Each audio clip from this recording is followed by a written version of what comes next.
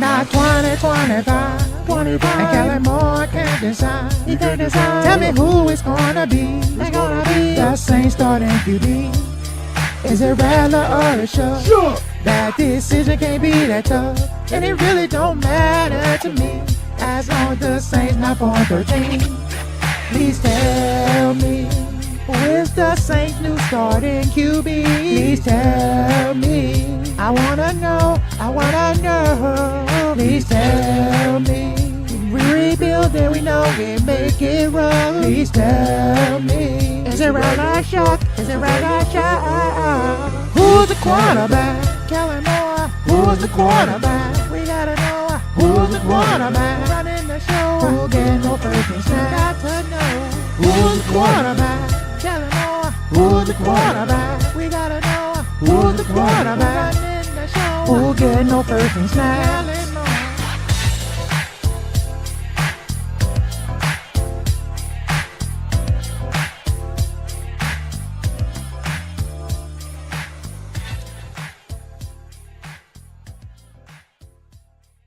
Thank you for listening to my daddy's podcast.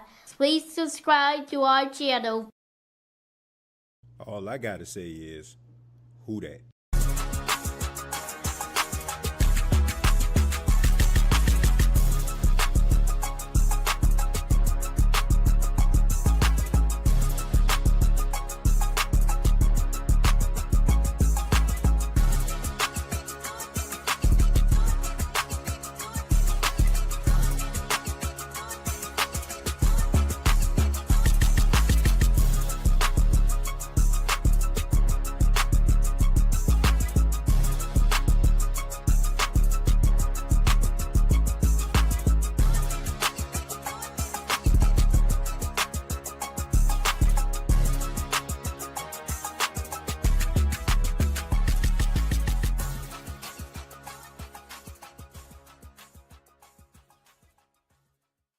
Hey, what's going on, Who That Nation? It is yours truly, TJ Jones. And yes, I am the host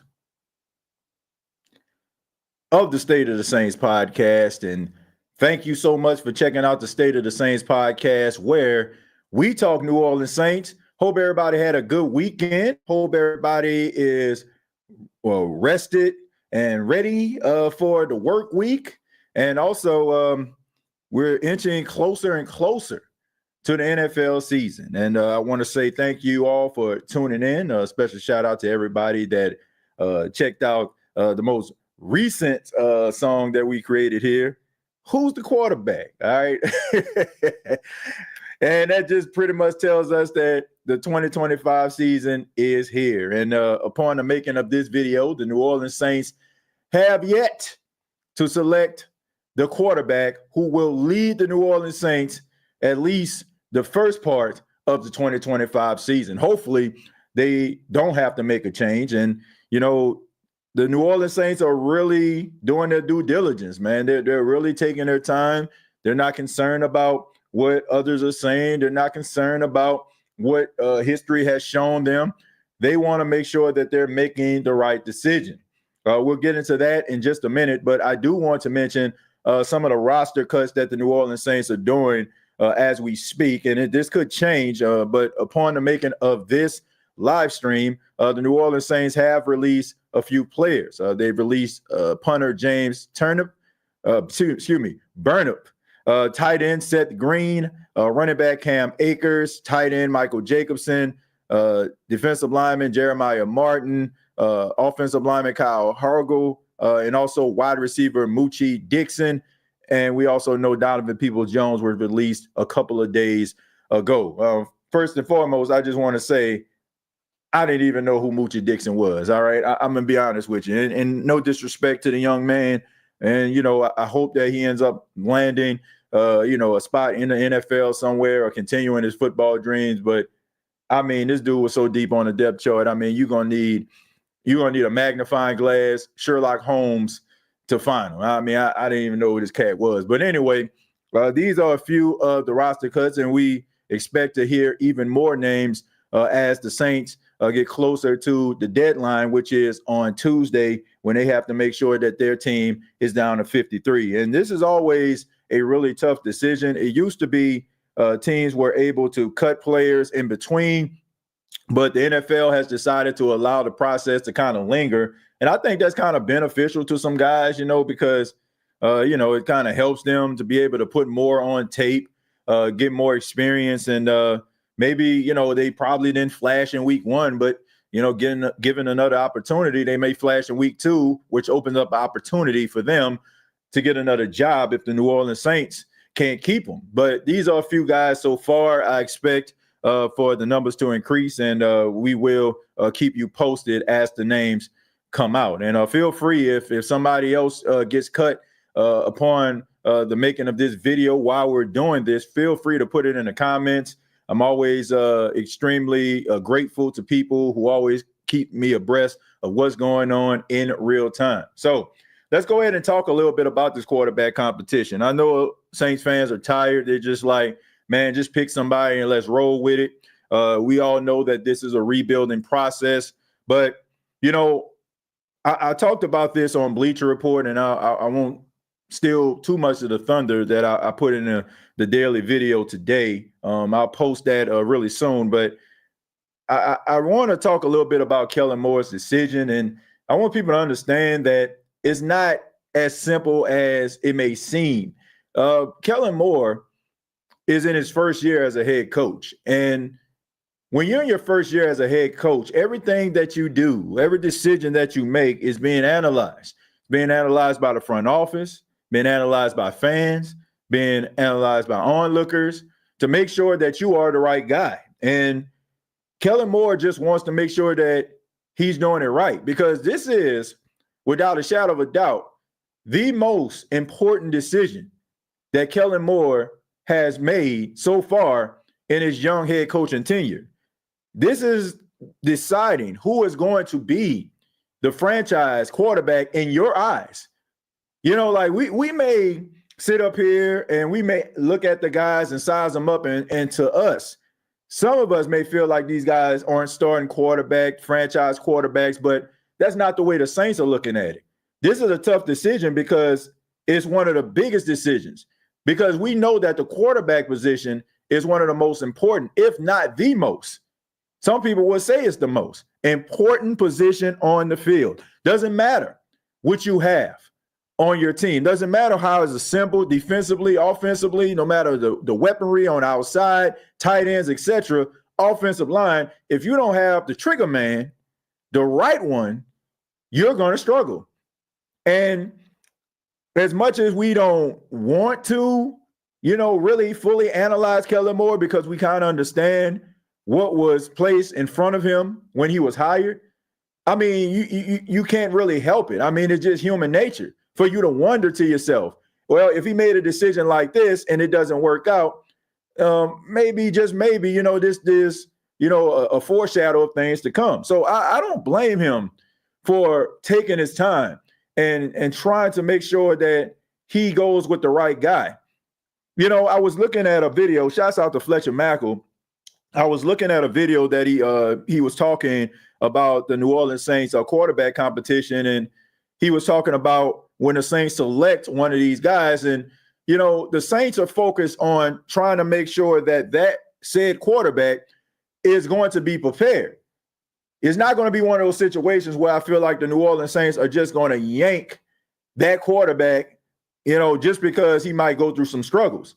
It's going to be one of those situations where Saints fans probably are going to get upset, because they probably will want, if one quarterback struggles, they're probably going to want this team to go to the other quarterback, and the New Orleans Saints more than likely probably won't do that, because you have two young, inexperienced quarterbacks that have to go through the motions in order for them to get to where you want them to be. And that may include some bad quarterback play from time to time. So the Saints deciding who is going to be the starting quarterback, I think it's just for the foreseeable future. I don't think it's just, oh man, well, let's just get, Spencer Rattler through, the first couple of weeks, and, he'll, struggle. And then by that time, Tyler Shough could be ready. I don't think it's going to be that case, Now, more than likely, like if this was one of those situations where you're dealing with your job being in jeopardy, like a Shane Steichen or Kevin Stefanski or something like that. Like if your quarterback struggle, you might want to go to another quarterback. Brian Daboll, another coach to name that could possibly be on a hot seat if he doesn't find success. It's not one of those situations. Like this is being treated like a red shirt year for Kellen Moore.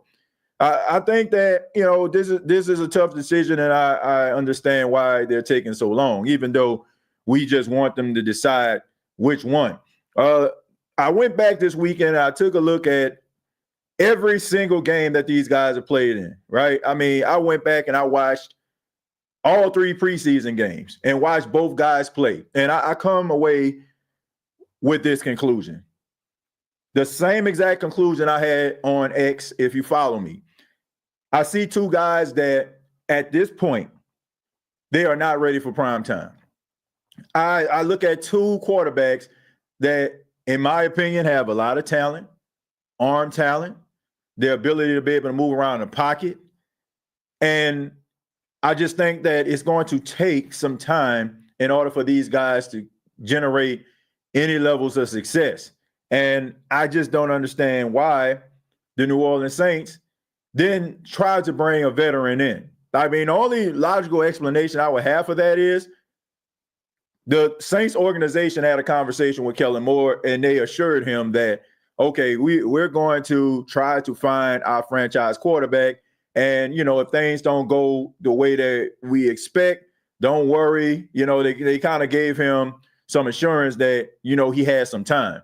And that's the main reason. Like, if it was one of those situations, like, let's just say if he was hired by a big, big time market team like the Giants or the Jets or Cowboys or something like that, like, I feel like he probably would have to speed up the process. And you probably would have seen a veteran quarterback. But the New Orleans Saints, we know they don't operate like that. They like to take their time. They practice a Zen-like patience when it comes to certain things that most teams probably wouldn't in this world where, the NFL is a results-driven business. In the world of the New Orleans Saints, it may be a results-driven business, but if they feel like you're trending in the right direction, we know for a fact the New Orleans Saints will keep you around, despite the fact that Saints fans might be ready to storm Airline Highway with pitchforks and torches, ready to burn the thing down. Don't burn it down. I'm just saying a figure of speech. Y'all get what I'm saying. They don't worry about that. They trust the process. So I think that's probably why you have 2 young quarterbacks, 3 young quarterbacks that are trying to compete. And I feel like Kellen Moore can do this. And look, I also come away with feeling like Kellen Moore is the right guy for the job. Like, the more I look at him, the more I see him on the sidelines, I think he is the right coach for the job. I know some people were like, why was he calling certain plays over the last few preseason games? I got to tell you, man, I didn't see anything wrong with some of these plays. Like, some of these drives by the New Orleans Saints could have been sustained if guys would have caught the football. They were wide open. Like, he's calling some of the right plays in order for these quarterbacks to find success. Now, you have some offensive line issues that prohibit these guys from being able to do certain things. And also, the lack of, certain talent at the wide receiver position. I'm not saying that the players aren't talented. I'm just saying when we talk about the wide receiver position, I just think that you have a few guys that you would consider like flirting with borderline elite talent. And it's only like maybe like 2 guys on, maybe 3 that you would, be able to shop or something like that if you were trying to trade somebody. That's Olave Shaheed and Brandon Cooks. Plain and simple. So I didn't have an issue with Kellen Moore's play calling. And I think that Kellen Moore is the right coach for the job. I think that he has the right demeanor. I think his experience as, being a player benefits him because he understands the ebbs and flows, the ups and downs of being an NFL player. And also, I think he can relate to some of these guys who have to push themselves in order to make a roster because, of course, him coming out of Boise State, he had to kind of do that throughout his career. So I think he's the right guy. I think that both of these quarterbacks are good. I just think that it's going to be one of those situations where Saints fans are going to have to understand we're going to have to go through the motions, right? I mean, we can't allow our emotions to get the best of us, even though I know that this world, a lot of people just want instant gratification, and instant gratification sometimes does not come. Especially when we are programmed now for instant gratification, we can actually get things in real time. Like, if you can't go somewhere, right, you can order groceries, or you can order takeout. You know what I'm saying? It's right at your fingertips on your phone, right? Instant gratification. Like now, we live in a world where people don't want to wait for anything. But these two young quarterbacks are going to have to go through the motions regardless to who is going to be the starting quarterback. And I'm prepared for that. But I will say that I think both of these guys have talent. Now, it's a matter of them executing and being consistent with that. But all in all, I think that both of these quarterbacks are solid starters. Now, can they be franchise guys? That remains to be seen. But I think that we're going to end up finding out regardless. Go ahead and read some of these comments. We're not going to be long today, folks. Probably just going to be dedicating a lot of time to the comments. So I'll just start reading now. Shouts out to everybody in the chat. 249 people watching this right now in real time. Actually, that you hit the like button across any platform that you're watching this. Let's go with Keen Arthur. Keen Arthur says, TJ, I like how unimpressed Moore is with scoring drives if he sees egregious mistakes. My bad, man. Egregious mistakes. I like a coach that holds players accountable. Yeah, that's one thing that I appreciate. Like he's a lot of people look at him and they feel like, oh man, he smiles and oh man, he's oh man, he always smiling and stuff like that. But he has this demeanor where he's pleasant, but at the same time, he calls it like it is. Like when Spencer Rattler missed that throw to Rashid Shaheed, he called it out in a press conference. He says it's a throw that Spencer probably will want back, right? Any other coach, probably oh yeah, he did some good things, probably will be slow to criticize, but look, they're all professionals at the end of the day. These coaches can say one thing, but these guys know, what they should and shouldn't be doing. So I like how he carries himself, and he also holds those guys accountable, and that's going to go a long way. So, I like what I'm seeing. He does hold guys accountable when they don't, when they make mistakes, but he also praises guys. He encourages them as well. TJ, are you hinting we get our torches and march to the Saints front office? A squeaky wheel gets the grease pan. Burning torches always get the attention of those in charge. Who that? No, I'm not saying that. I'm not saying that, man. I'm not saying that at all. I'm not advocating for that because, to be honest with you, I think we all know, we all know what this is. We all know that this is a rebuild. We know that this is going to be a process. And the thing that really frustrates us is we don't really want to go through this, right? Nobody wants to clean their house, but they want a clean house, right? Nobody wants to make a payment on a car, but you want a new car, right? It just comes with the territory. The rebuild is going to come with some ups and downs. I get pleasure and solace out of watching these young players develop and flash right in front of my eyes. I take a lot of I take a lot of pride, as being a Saints fan and as a reporter, just watching these young players, man. And I think the Saints hit on a lot of these players in the draft. Every last one of their draft picks has flashed, which is positive. I know some people except Tyler Shough. No, Tyler Shough is flashed as well. We see the arm talent, man. We see the ability. We just got to put it together. And, I just think that this is a really solid draft class they have here. So I just say, man, we got to have a wait and see approach. We approaching Kellen Moore era like it's the Dennis Allen era. I'm going to say that again. Some of us are approaching the Kellen Moore era like it's the Dennis Allen era. We're still thinking as if the Dennis Allen is the head coach. Look, we have to, we have to wipe this slate clean. It's kind of like how Kellen Moore came in and he had a conversation with Kendre Miller, right? we see the talent that Kendre Miller possesses. And, the fact that he came to him and told him that, it probably played a huge role in Kendre Miller getting himself back into shape, the best shape of his life, and playing some of his best football. Go back to, what I'm saying. Like, Kellen Moore is not Dennis Allen. I don't think this man should pay the price for the mistakes of Dennis Allen. Like, we have to turn the page. We have to accept the fact that this is a new regime. And regardless to what happened before, that has absolutely nothing to do with them. So I just feel like we need to give these coaches a chance. A lot of us, our frustration comes from what the Saints were with the whole Dennis Allen era. But, we got to approach this thing completely different. We got to acknowledge where this team is and accept it. Now, you may not want it, but it is what it is at this point. I just think that the expectations sometimes, or the fact that we feel like things aren't going to go our way, we become upset.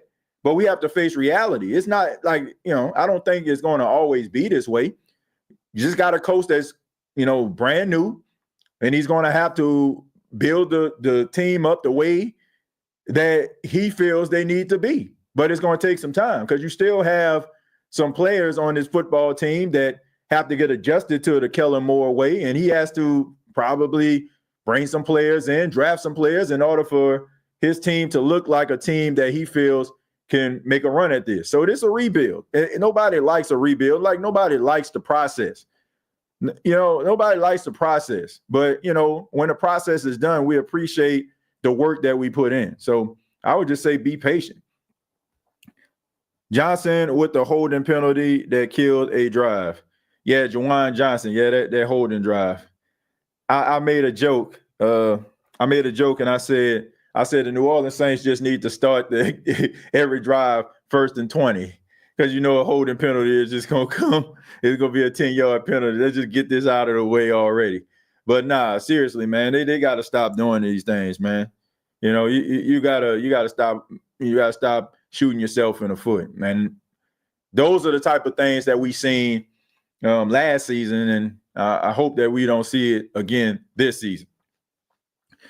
TJ, any other coach would be up there talking about we got to clean it up. Yeah, that's the Dennis Allen go-to speech right there. TJ, is part of the growing process some fans will never understand. It has a lot to do with the fact that the Saints have had so much success, and like when you've been successful or you feel like your team has been one of the best, like you don't want to go back to being trash. You know what I'm saying? Like, I mean, it's plain and simple. Like, and especially like if you haven't experienced that firsthand. Like Saints fans, if you've been around, you just seen a lot of success from this football team franchise over the last decade and a half, and now it's like you're stuck in the mud and you don't want to be in this position. But it's going to take some time. But fans don't want to hear that. But that's just the reality. You may not want to hear what I'm saying or what others are writing about or talking about on their respective podcasts, but it's just the reality. Like, you can get mad and, it's almost like, my son, I have a 6-year-old son, and let's just say his room dirty. And I say, Paxton, go clean your room up. Like, he can pout, he can fold his arms, go stand in the corner, but that's still that's not going to stop me from telling you that you need to clean your room. Right. You can stand there, but it's just prolonging the process.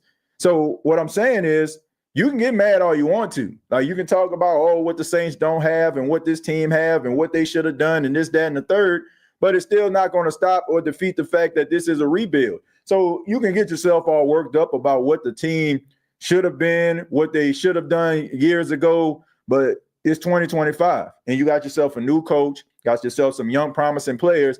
And by you just sitting up there upset, like this whole thing is just passing you by and you're losing out on the appreciation of seeing some of these young players flash. Because if you're talking about being a Saints fan 2028, 2029, these are the type of players on the team right now. These young guys are going to be the ones that's going to be the cornerstone players that are going to be instrumental to the Saints' success down the line. So you can keep on talking about what they were and talk about what they ain't not doing and Mickey Loomis doing this and that and the third. Like, I get it. Like, Mickey Loomis is not the best GM in the world. He is not. But at the same time, I'm looking at a new young head coach that has fresh ideas. Guys seem like they playing fast. Young players flashing right in front of my eyes. You know, excuse me if I'm not just sitting there taking the time out to talk about how bad of a decision, you know, Mickey Loomis made, you know, with a draft pick. I'm just sorry, man. I'm looking at some of these positive things that's going on because that's the way you're going to keep your sanity.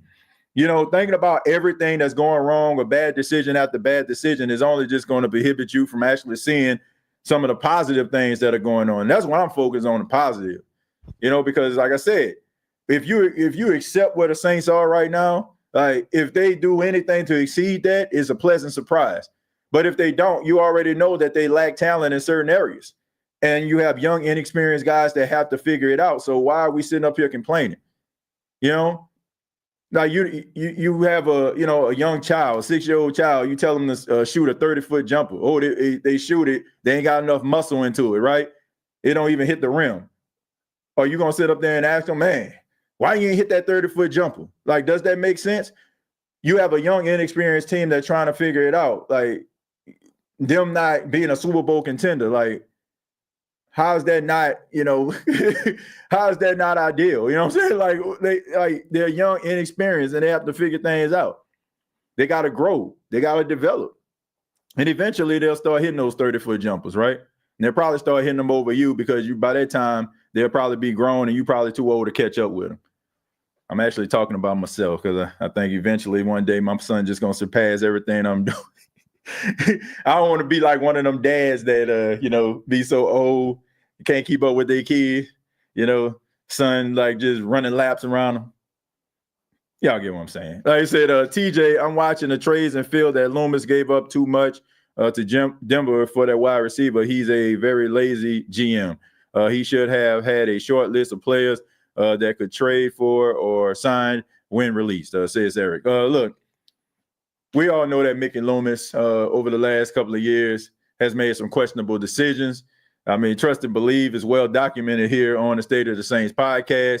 But this is where the Saints are right now. Like, they needed a big body receiver. And look, these teams aren't doing you any favors. Like, if they know that you're lacking something, they're gonna try to fleece you. They're gonna try to get what they can out of you. Like, some people are referring to the Brian Robinson trade where he was traded to the 49ers for a 6th-round pick. I get all that, right? Brian Robinson, extremely productive player, really, haven't missed any games, pretty durable guy. Of course, we know about, he was shot, his rookie season or whatever. But other than that, I mean, he's been the epitome of good health. And he goes to the 49ers for a 6th-round pick. And you have a guy who's 27 years old, and you give up a 4th and a 7th for it. This is where the Saints are. Like I said, I mean, teams can smell desperation. They can smell that, and when they feel like they can pounce on it, they will. It's a business at the end of the day. And the name of the game is the competitive advantage. It doesn't just start on the field. Like, you want a competitive advantage over your opposition on the field. Well, you want a competitive advantage in the front office as well. That's the reason why these guys keep their jobs, as general managers, because they can negotiate. But this is where the Saints are. But, I know some people would say, well, you need a 6'4", 6'5" receiver, big body receiver already. But look, the Saints have been in this position that they're in a position that they're in right now because, I mean, they reach on players that they don't need. Like, I want us to, like, I'm not trying to sit up here and just take up for the organization. I'm just trying to be real. They make decisions that we feel like they shouldn't have made. They make unnecessary moves. They get guys that don't really fill a void and get individuals that, you have to wait 2 and 3 years in order for them to find production, only for them to leave the Saints and find success with other teams because you spent the last 2 to 3 years developing these guys into something, and the team basically, picks up where you left off. All I'm saying is, man, I'm okay with them not reaching for positions. I'm okay with that. I'm okay with the Saints not exhausting the checkbook. I'm okay with them trying to roll with guys that are, relatively cheaper, but you feel like they can be productive. Like, we don't know what Devon Vele is. Like we look at the trade and we talk about how the Saints got fleeced. But what if this guy is like extremely productive for the Saints? Do we care at the end of the day? We don't. Like, like I say, if ifs was a fifth, we all would be drunk. Like we are basically being sorcerers right now. Like, we're trying to predict the future. And we're saying that this is a bad decision, but this decision could end up being a really good decision. This could be a good decision for the Saints. This could be, one of those guys that can come in and make an immediate impact. And if he does that, then guess what? Nobody going to, like, in a couple of years, nobody is going to think about what the Saints gave up for this dude if he goes out there and he's productive. So, I mean, looking at, these draft picks and these decisions, yeah. I mean, did he have to give up a 4 and a 7 for Vele? Probably not. Should he have hung up the phone? I mean, depends on how bad you want it. But at the end of the day, he fits the scheme that Kellen Moore runs. And if they feel like he's the best guy for the job, then why not? I mean, we've seen the New Orleans Saints bring in wide receivers, but it seems like the Saints are just trying to see if it's a good fit. Question, TJ, apologies if you did this, but did you drop your 2025 projected 53-man Saints roster before this today cut? Just curious if you made a list. Who that? No, I didn't. I didn't make a list at all, man, to be honest with you. Like I said, I spent most of my weekend, outside of like going to church and stuff like that, spent a little time with the wife and son. I was watching, just watching football, and just kind of analyzing, man, because I like to go back because I think sometimes like we watch stuff in real time. Sometimes like our opinions and views are kind of accompanied with illogical thought. So I wanted to go back and make sure that what I was watching, coincide with what I was saying in real time. And I come away from it. I come away from, it proud of, the take that I had earlier. I stand by that. But no, I didn't get a chance to do that. But I probably end up like just doing something, maybe posting something tomorrow or something like that before we end up, finding out who the final 53 is. Let's see. If Shough is named week 1 starter, Moore's going to lose some players mentally.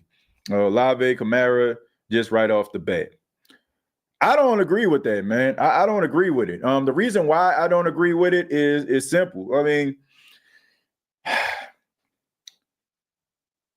when you look at both of these quarterbacks, I don't see too much of a difference. I don't. I don't like both of these guys got really good qualities, right? They do things well, but they also have a lot of work that they have to do. I'm talking about from both of these quarterbacks. So to me, I mean, it's pretty much a toss-up because if you start Tyler Shough, you're going to get some good, you're going to get some bad.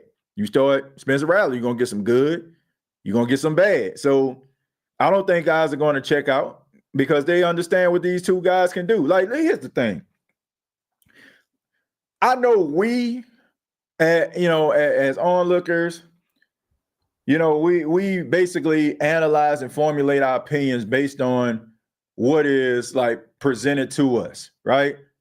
But some things are presented to us, but there are other things that we're not privy to.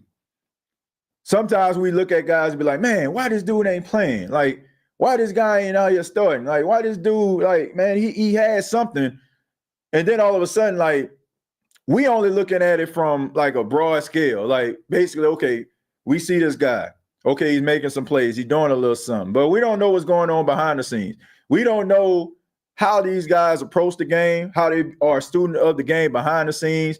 And we also don't know what these players know. Like, we don't know that, man. Like, there are practices that not open to the media, not, really, presented to the public. There are meetings that be going on. like they have sessions, like they have all type of different things that these guys do. So I think that these players, I don't think they'll check out because I'm pretty sure they see both of these players working extremely hard. And I think they like both guys.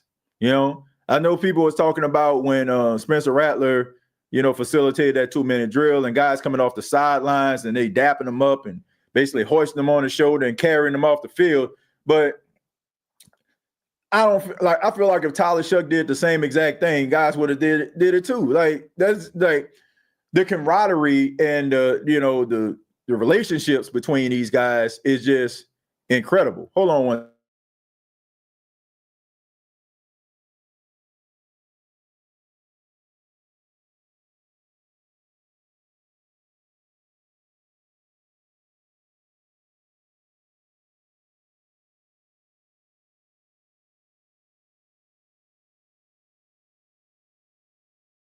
Sorry about that, folks. Had to wipe my nose. Got a little allergy thing going on right now, man. So apologize for that, folks. But yeah, I think that it would have been the same way, regardless to which guy does that. Would y'all keep the same energy if Villa end up being the second coming of Colston or even just very productive? Y'all got to remember, draft picks don't mean guaranteed quality players. I already said, man, there's an 8 to 10% chance that a 4th-round pick will end up being a starter in the league or even be a part of your football team. I think people are just looking at, you got to build through the draft, which I agree. I agree that you have to build through the draft. But if you can get a player that's productive, and this guy's on a rookie deal right now, so you're going to keep him for at least 3 years, you don't have to worry about, chucking out a bunch of money for a wide receiver, probably in free agency, a veteran or something that's probably going to demand a lot of money. And then on top of that, you got to think about these players that you're going to pay, like Chris Olave, whose contract is coming up pretty soon as well. So, like I said, I just have a wait and see approach when it comes to it. I can't just size a guy up and just because I don't know who this guy is or I'm not familiar with his game, all of a sudden, like it's just a waste of time, waste of a draft pick. There are so many players that come into the league that you probably don't know, may not be a household name, but they find success. They're diamonds in the rough. Can join them with a really good coaching staff that can get the best and the maximum out of their potential. The next thing you know, that player is something special. So I just think that people just need to get away from these names. Oh, I don't recognize the guy's name. I don't recognize the school he went to. All that stuff like that, man. I just know that players, get on teams. They fit the team. They find success, and next thing you know, man, people buying their jerseys. People talking about what they're gonna do on Sunday. So that's a good question though. I just want to know. I've seen the same type of energy. I've seen people just basically going in on dude. But I'm just saying, like, are you gonna make sure that you circle back around and apologize? Like if this guy ends up being what you want him to be? Probably not, because they're going to be like, man, we still lost a 4th-round pick. Well, I'm just telling you, like you take this for what, you can take it any way you want to. 8 to 10% of 4th-round picks find success in the league. You can hit on some 4th-round picks. It looked like the Saints hit on 4th-round picks this year, where you got Danny Stutzman and Quincy Riley. Like both of these guys have been extremely impactful. Quincy Riley had an interception. Danny Stutzman been sideline to sidelines. So it seemed like you hit on these 4th-round picks. I think a couple of years back in 2017, you had some, 2016, you had Davion Yamada, right? 2019, you had CJ Gardner-Johnson.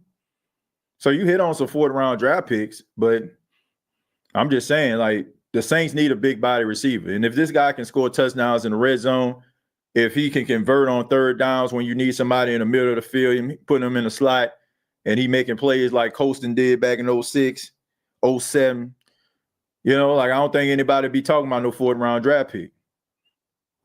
Like, if the draft comes around in 2026 and the Saints don't have their 4th-round pick, but Vele had a really solid season and it was a key contributor to the Saints offense, nobody going to be sitting up there talking about, man, I wish we lost a 4th-round pick.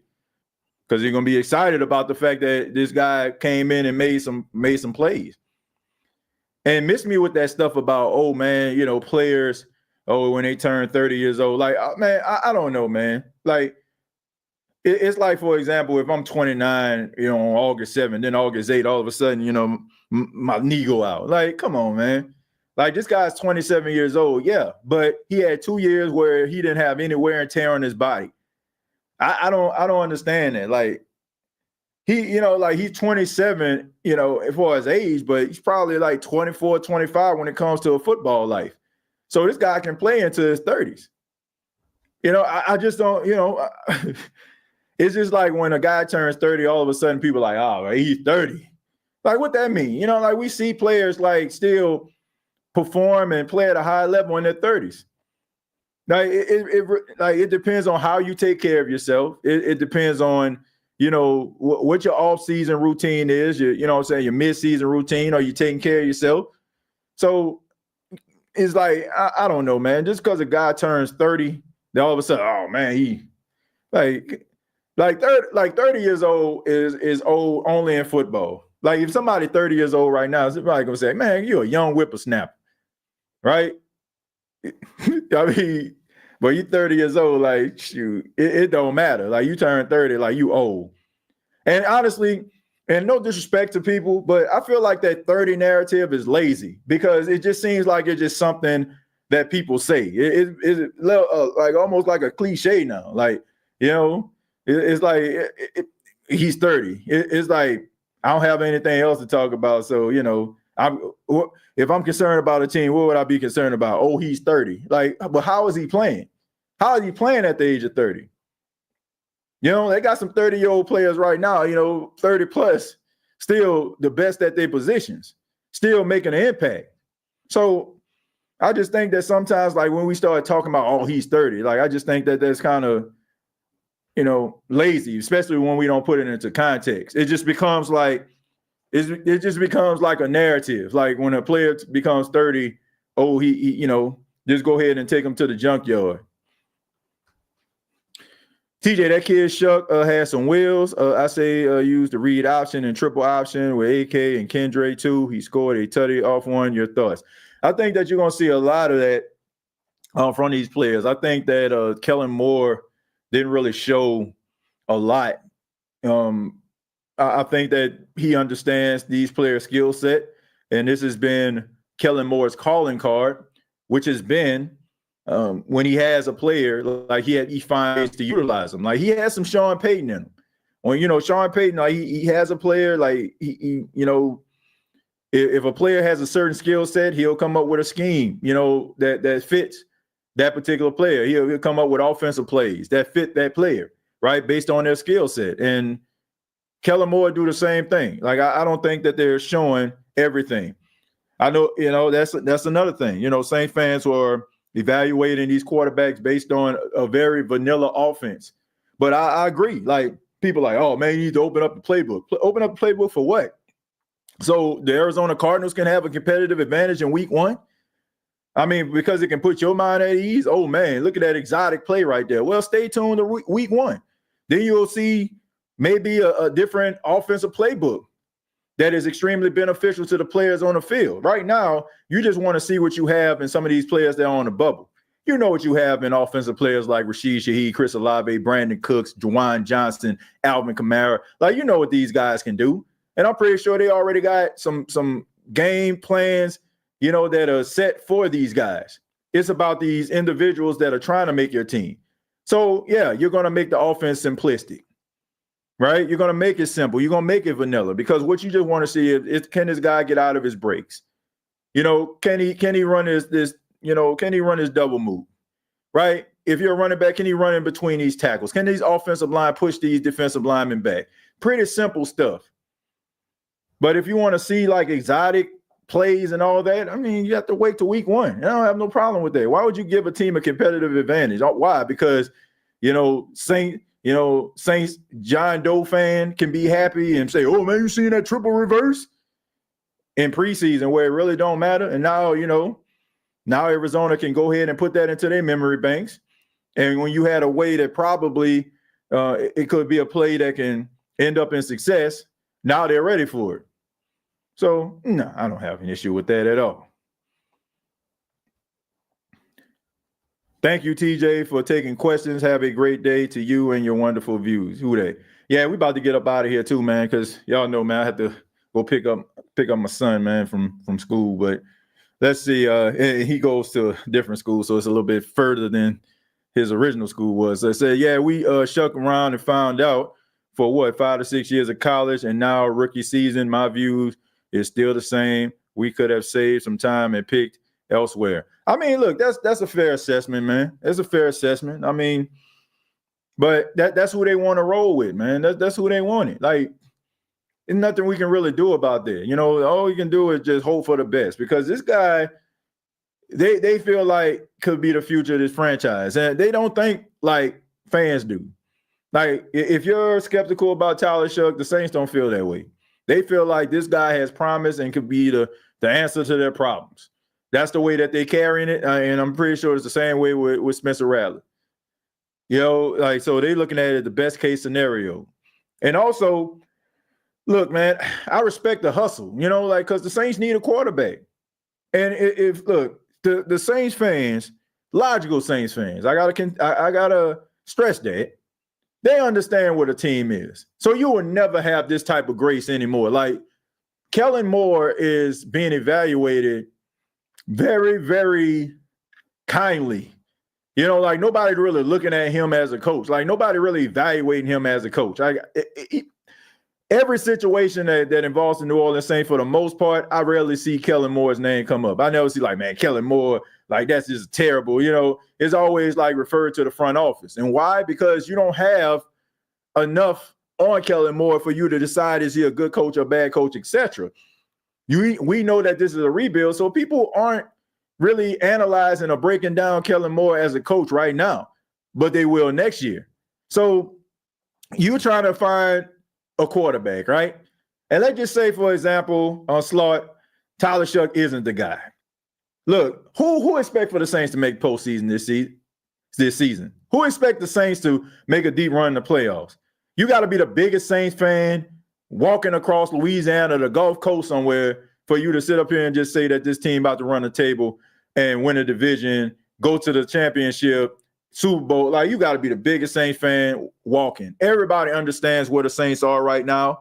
So by him going out here selecting a quarterback, I don't feel like it's a waste of time, because the Saints need a starting quarterback. And if you feel like Tyler Shough is the guy, if you feel like he can bring something to the table, why not? You have a full year to analyze this. Whether it's him starting behind the scenes, him becoming a student of the game, is he getting better with the reps that he has at practice, et cetera, et cetera. You have a large enough sample size to know if this guy is the quarterback of the future, or do we need to go into 2026 thinking about drafting a quarterback? Like, these answers are these questions are going to be answered. Like, we don't have to worry about that. We don't have to worry about it. Like, why are we sitting up here like expecting something that we know more than likely isn't in the cards, at least not this year? Like, I expect for the Saints to be competitive. I expect for the Saints to try to fight and show grit. But there are levels to this, and they might be in uphill battles with teams that are just way more polished and, you know, way more championship ready than they are.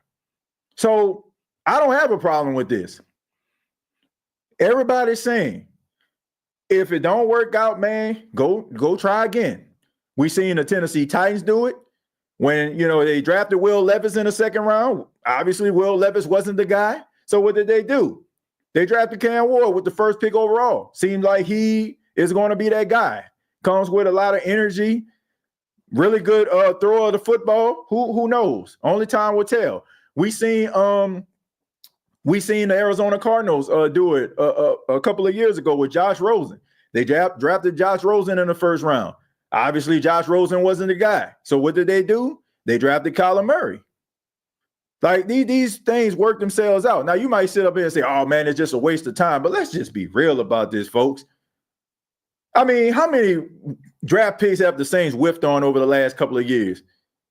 How many times have we had this type of conversation? I can respect like trying to find the guy that you feel like fits your scheme and trying to get a better version of a quarterback out of him. If it doesn't work out, then guess what? It's a rebuild year. Things don't go the way that you want to, and you get your answer. No need to beat around the bush. We all know the quarterbacks that's coming out in 2026, and it seems like, you'll be in a better situation because you'll be able to draft that quarterback. Look, I hope the Saints exceed my expectations, but I don't have any expectations when it comes to the Saints finding major success in 2025. Like, just call me, a skeptic, but until they make me a believer. But that's just the reality of it. I see the players around there, and I know that it's going to take, these guys to develop. I see promise, but it's going to take some time in order for these guys to get where we need to be.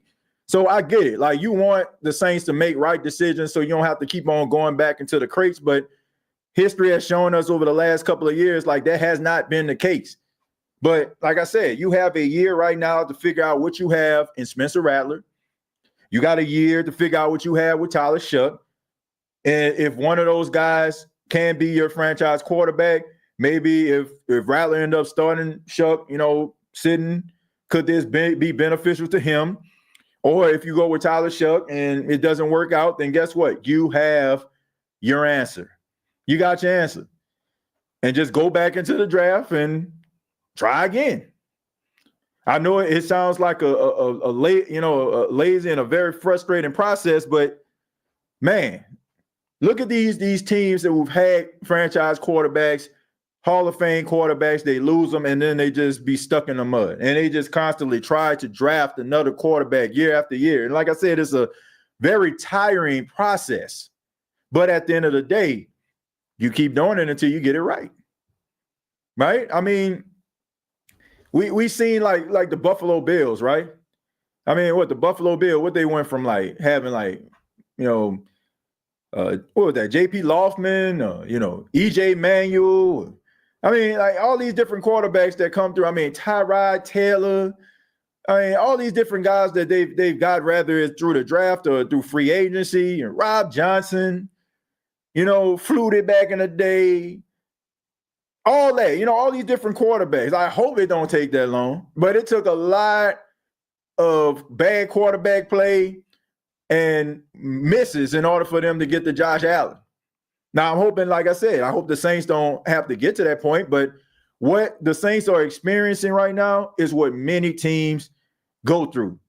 Like, we look at outliers like the Green Bay Packers, who went from Brett Favre to Aaron Rodgers and now to Jordan Love, right? Or, the Indianapolis Colts, where they went from Peyton Manning to Andrew Luck. Like, Andrew Luck probably would have still been in the NFL right now, if he didn't have some of those injury issues. So, he probably would have ended up being that generational quarterback, that quarterback everybody look at.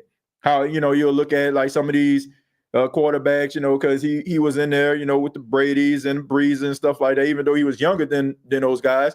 He was around the time where, Matt Stafford and stuff like that. Even though Matthew Stafford is a couple draft classes before him.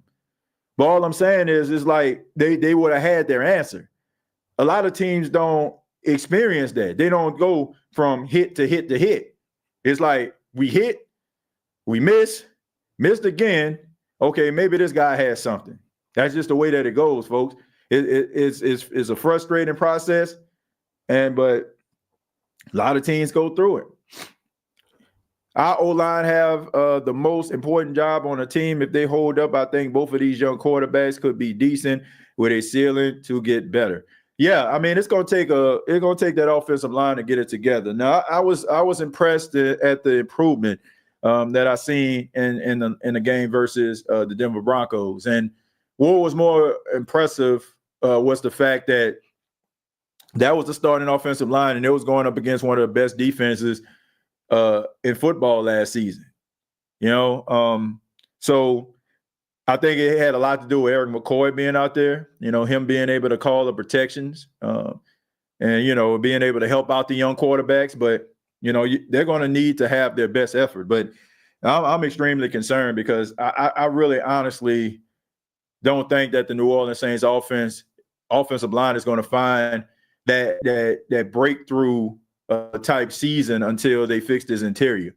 Until they just cut their losses, like with guys like Trevor Penning and Cesar Ruiz. Like right now, they're just trying to save face with Trevor Penning. In my opinion, I mean, this guy moved across the offensive line, so they're just trying to justify that first round pick. So I mean, even though it basically was a whiff, to be honest with you, because if you're moving a guy across the offensive line, I mean, that's pretty much telling you that, you know, you made a mistake. If you drafted Trevor Penning as the left tackle and it didn't work out and you move him over to the right tackle and he's not as bad, I mean, you drafted him to be a left tackle, not a right tackle. So you go from left tackle to right tackle and now guard. Now you're just basically trying to save face. But everybody can see it. Like, to me, this should just be a year where this guy kind of resurrects his career. Look, unless Trevor Penning is about to be an all-pro at the guard position, I'm still not signing him back. And I'm definitely not, I'm not all in on Cesar Ruiz. Like, I'm looking at possibly trying to find a trade, for Cesar Ruiz, but I'm definitely trying to draft guys. Like, that's why I'm in a business, you're never going to be in this situation again where people are not going to be evaluating you like we do some of these other coaches. So I'm looking at guys like Torricelli Simpkins who's showing you something. Like, this guy's not giving up any pressures. And it's not like, oh, man, well, you going up against second, third string. No, that dude out there with the starters, man. That man out there, blocking, what I'm saying, and making sure that, number one, pass rushers not getting to your quarterback. That kind of stuff right there, I think, when guys show you, that they got some dog in them, they showing you that they diamonds in the rough, believe them, man, and try to do it. I understand, football is a business, and, oh, man, we got Dylan Radins, and we paid him such and such, X, Y, and Z. I don't care what you paying him. If Torricelli Simpkins playing better and you got something and you feel like putting this guy at the guard position, he's going to, maximize, that position, maximize his reps and give you the opportunity to be able to be successful on offensive line, man, you go ahead and choose that dude. A lot of teams start looking at the money and they just okay, man, we got to put this dude out here to justify the hefty price tag. But, man, a lot of teams be setting themselves back by doing that. Man, why TJ standing there like an old librarian-ish, walking around making sure the students are quiet? Who that? Yeah, man, look, I noticed that, that when I stand up, it just makes me feel like, yeah, I mean, it just gives me a little bit more energy instead of just sitting down sometimes. I thought last episode, I felt like a little bit more, I had a little bit more energy. So I just thought I'd just do this.